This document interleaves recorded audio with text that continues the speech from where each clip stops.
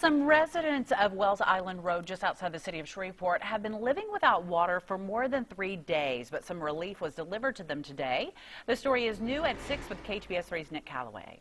And Nick, you've been following this story for weeks. What's the latest? Jody, their water was cut off on Monday, but today the parish stepped in, got some help, and finally got those residents some clean water, but it's not running water. This is the source of water for around half a dozen homes and businesses on Wells Island Road, a small community just north of Shreveport. It's a welcome sight for residents here. I mean, without this water truck, though, it'd be hard to do because we'd have to travel so far and then waste so much gas, you know.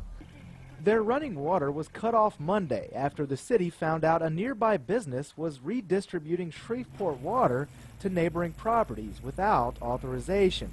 That company, Analytical Logging, was also $24,000 behind on its water bill, and the city was no longer willing to allow the water to flow through Analytical.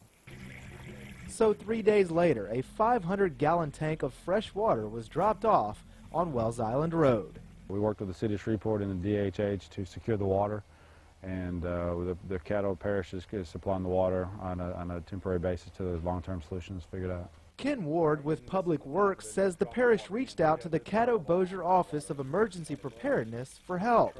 OEP borrowed a water tank from Webster Parish. Then the city required Caddo to buy a meter and charged for every gallon. Either way, the clean water is a welcome but temporary solution that residents here are taking advantage of. That is, until running water can be restored. I like to keep my hygiene up, you know, but it's hard to do it sometimes, you know, with no water. And I just wish they could do something about it and get it back on.